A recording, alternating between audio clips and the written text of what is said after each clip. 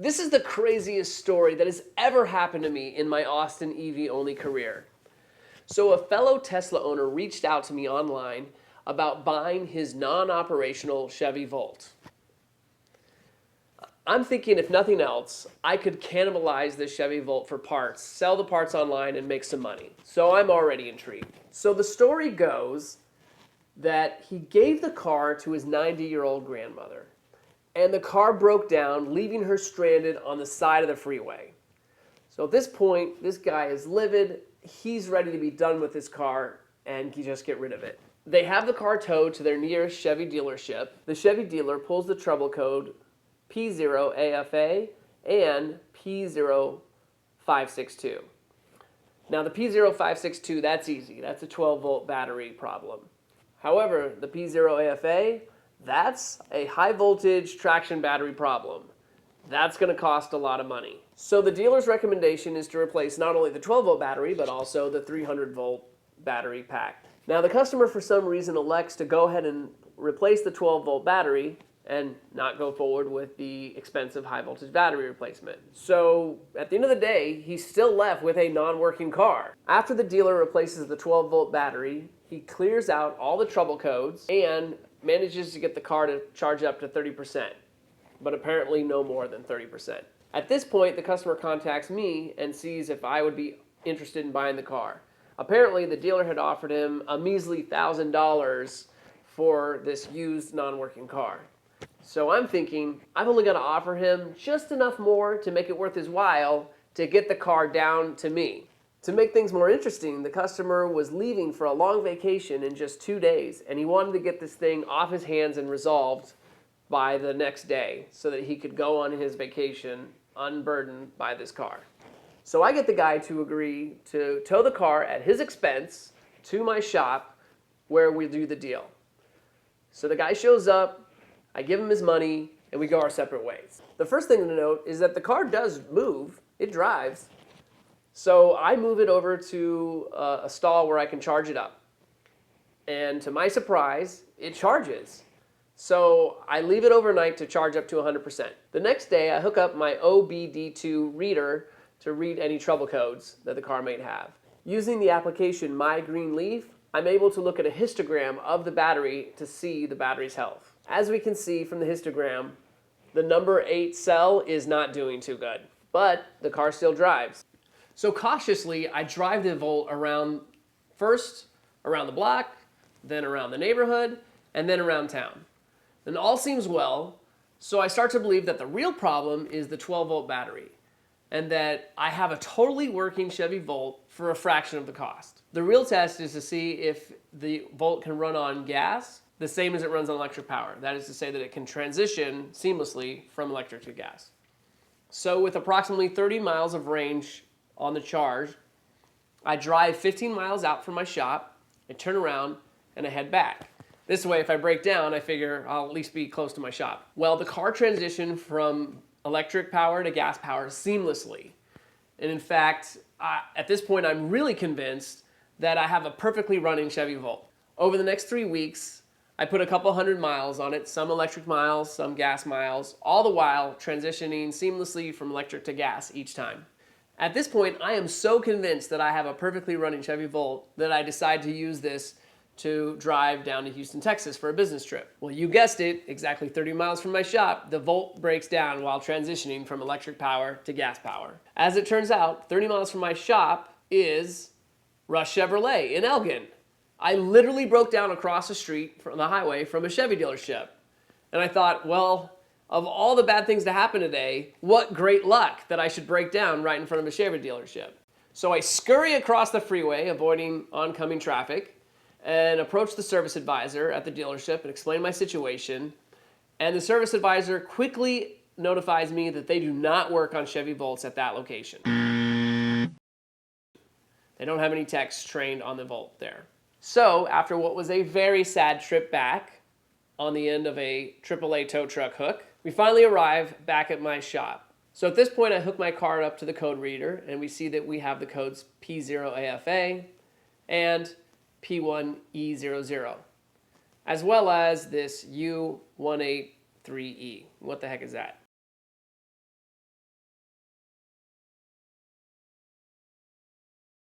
So at this point, I try clearing the codes myself. First using my manual code reader, then I try disconnecting the 12-volt battery for a long time, and nothing I do seems to work. The car won't turn on, the car won't charge, it's just completely dead. The P0AFA is a diagnostic trouble code which can only be reset with a GM service reset tool. Now, I don't have a GM service reset tool, but I can buy something very similar for a lot less cost. This video is going to take you through that process of acquiring the reset tool and how to go about resetting your Chevy Volt. Let's get to it. Okay, so I documented the steps that I took here. So let's take it one at a time. The first thing I did was you got to go buy the VX Nano. It looks like this. You can also get higher and more high fidelity versions of the VXC, which cost more money and can do more features. But looking at the price, I decided to just go with the GM variant only, which saved me some money. And so this is the website I used to buy that there. The next step is to know that you need to load, or pretty much people say to load on a fresh version of Windows, not Mac, maybe Linux, but everyone said do it on Windows, and most people have Windows Pro, 10 Pro. I have 10 Home, not quite as good. And on Windows 10, we need to uninstall our virus scanner. So again, we are starting with pretty much a raw version of an old laptop that was reformatted, fresh version of Windows put on it, and then the next step is permanently disable Windows 10. And so we can see that here. We go to the website, how to permanently disable, and because I have the home version, if you have the Pro version, you can use step method 1, group policy, but if you have the home version, then skip all that, and you've got to use the system registry because local group policy is not available on Windows Home. And friendly reminders, messing with your registry keys could disable your computer. So just follow this to the letter and you should be okay. And so that's what I did there. Okay, so step 3, go to, once the Nano has arrived, or even before the Nano arrives, you can start downloading the files. So go to this website here to download files, and that takes us here to this page. And I can't really say I know what I was doing, but I downloaded, let's see, I downloaded a VX Manager 189. I tried 186 and it didn't work. Although a lot of people said the reason it doesn't work is you need to first load in 184, which is not available here, and then load in 186. And so skipped all that and went to 189. I loaded this VCI driver for GM. I can't say that I know what it does, but it's on my computer. And then came down here and I tried both, downloaded both. I downloaded all 3 of these here, installed all 3, and with this patch here, I moved this file and overwrote the old file here, and I'll show you that here. So if we go to C local, you can see here there's this G2S. This original file came from the mega download, which is around 400 megs, and then there's a 7 meg file right here that I overwrote this one, and I can't say which one is better, but that's, somebody said to do that, so that's what we did. So going back to our, let's see, so download all the files. First I downloaded and installed the GDS2, then I downloaded Tech2 Win, installed that, then I downloaded the patch. That was that 7 meg file that I pointed out. At this point, for some reason, I had to re-enable Windows Defender because it came back on. Oh, look, I'm not connected to the internet. I don't know what's up with this computer. Then, I went through trying to do the old VX. Did not work. So then I resulted to downloading the new VX Manager, installing that. let's see. Then I launched the VX Manager. Then I connected to my car. Turned car on. Then I launched GDS2. Okay, awesome. The VXC Nano has arrived. Let's do a quick unboxing here and check it out. So, I'm very excited to get it here. Here it is. This is the one that's supposed to help me reprogram my Volt. Alright. I believe that this is a USB drive with all of the necessary software to drive this. And then finally here at the bottom is a very long USB to USB mini cable. Cool, so let's get it set up so I can plug it in. Okay, so we're going to plug it in here to this side first. Let's see what we got here. One-handed wonder.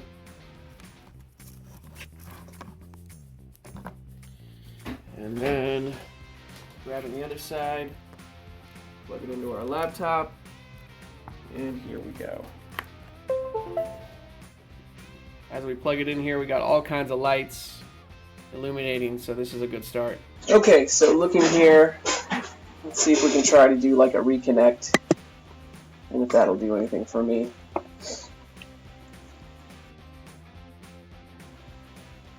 Okay, very cool. So it's up and running. I love it.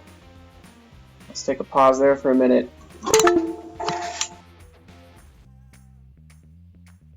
We are finally going to plug this thing in for the first time and just see what kind of magic happens. Well, I guess first things first, I need to remove the old OBD link, and then here we go. Let's plug her in, baby.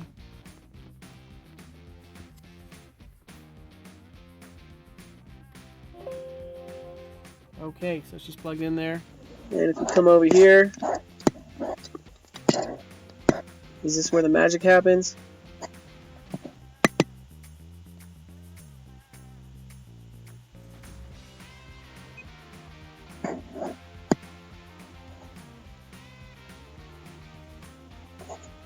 Great. So now I assume I launched the next program. So let's see what happens if we launch the GDS2. This should be interesting.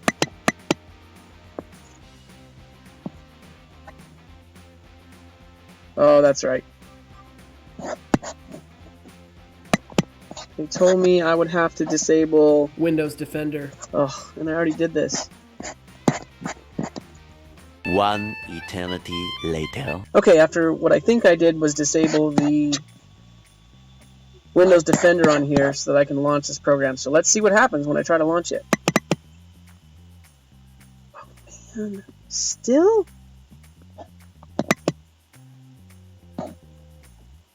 Run anyway. Okay, let's try that.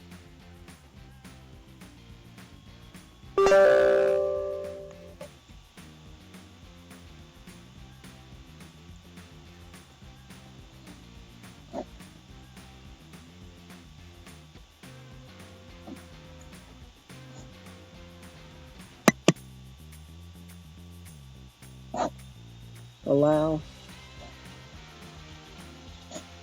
Yes, please, with the English.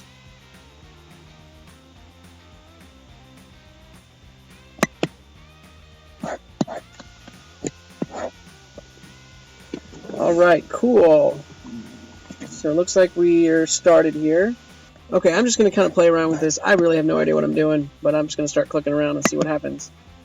So let's click on Diagnostics. Let's click MDI2.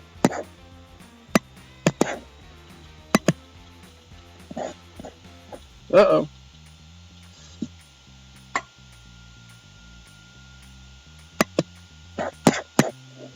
Okay, let's try MDI. Well, that didn't work. And here's where we'll show you. I'm going to actually... Uh-oh. Try to get out of this and get back in and just see if it works. So let's come over here to GDS2. See if we can get back into it, relaunch it. Let's see what happens here. I'm going to hit yes.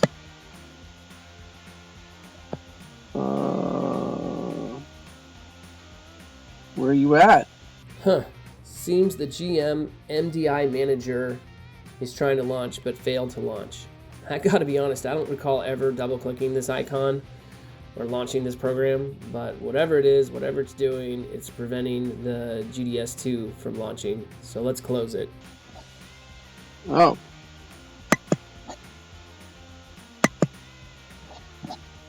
Okay, here we go. Now it's loading.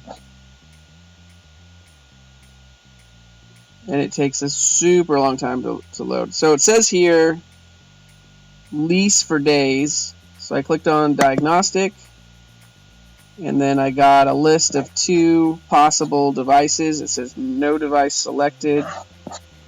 Press enter to continue. Oh, it's not going to show it this time.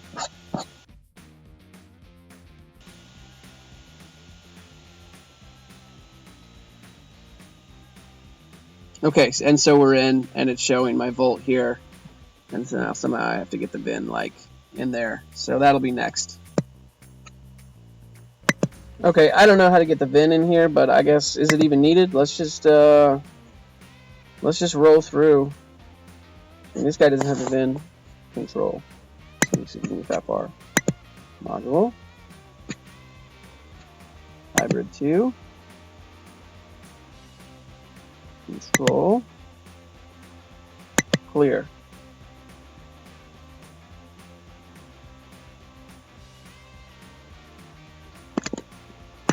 And hit clear somewhere.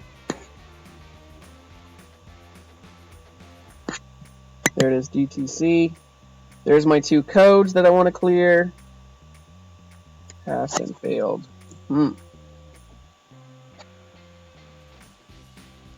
Maybe reset.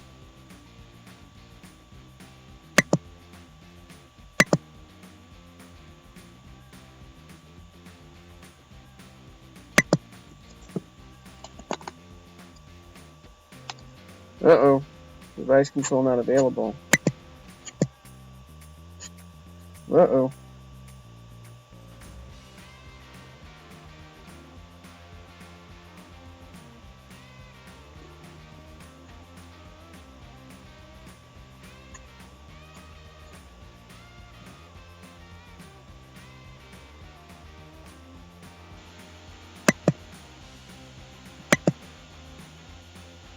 We'll go back to the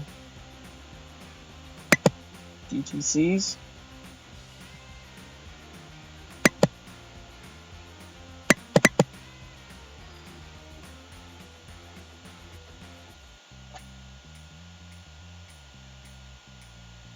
Clear DCCs. Okay. Go back. Go back. There.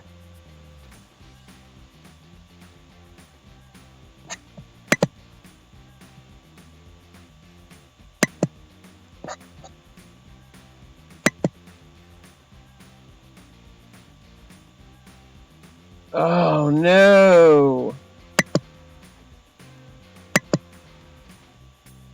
It's not gonna let me do it, is it? Yeah, I'm gonna turn the car off and plug it in and see what happens. Alright, let's check this out, see if anything happens here. I got a bad feeling that this ain't gonna work. That ain't working? I'm screwed. Camera. I think we're in big trouble here. Turn the car off.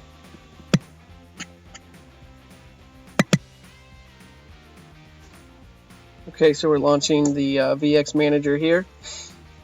Great, online connected. Voltage is right at 12 volts. So let's try getting into the GDS2 here. Alright, let's try this one more time. I tried turning the vehicle on. Vehicle data loaded from session. Press enter to continue.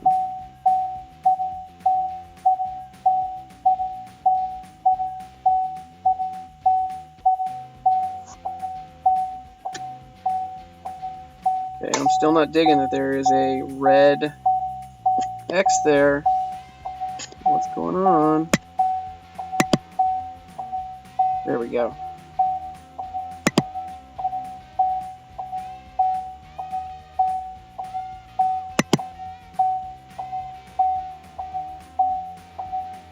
All right, so now we're connected. I'm not sure what this red then means.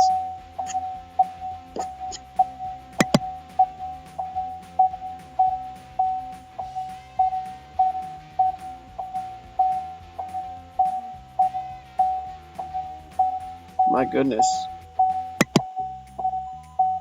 Oh! Something just went click, click. Contactors just went click. Let me see what happens when I try to plug it in.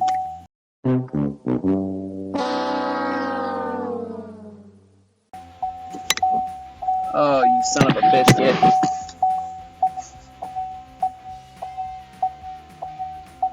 Yeah, it sounds like the contactors.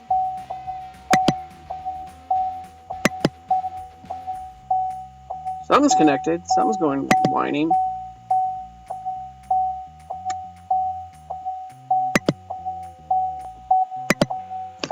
Let's do this. Let's turn it off.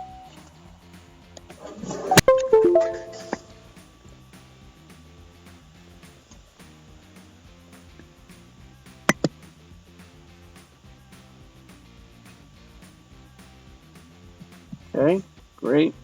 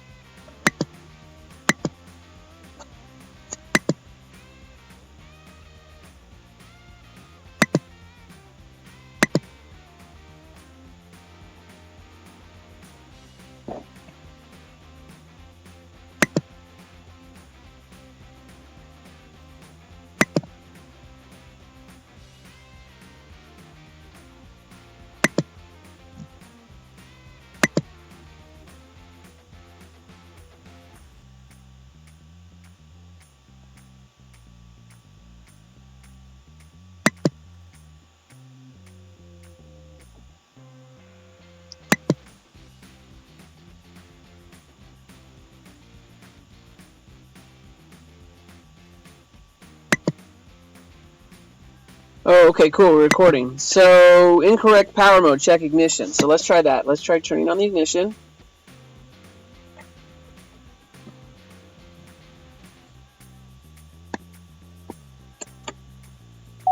Okay, I think the whole car's going to start up. Okay.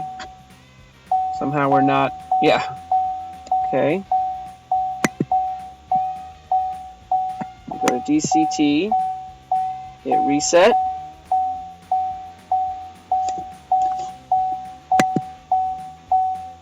Command state reset.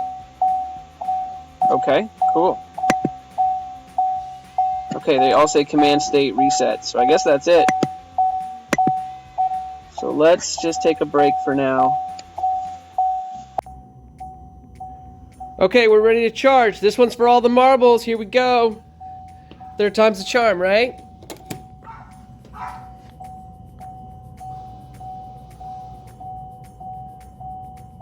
Oh dear.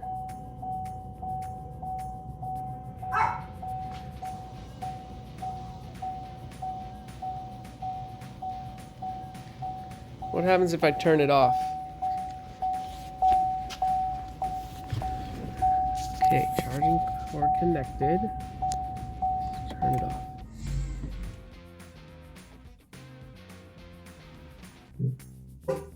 Oh! Oh my god! Oh my god, and we're charging again. I can't believe this day has come. This is insane. So this is great. And then the last thing I want to see here is my voltmeter. 14.3. So what happens if I disconnect these guys? Is it still 14.3? That's what I need to know. Put that there. I know I needed to some clampers.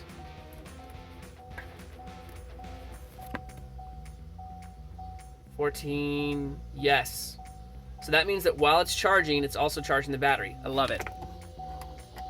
So we'll stop there. Well, that's all for today, folks. If you found this video helpful, please smash that like button, and more importantly, please subscribe. That's how we make more videos. Until next time, this is Austin EV Only.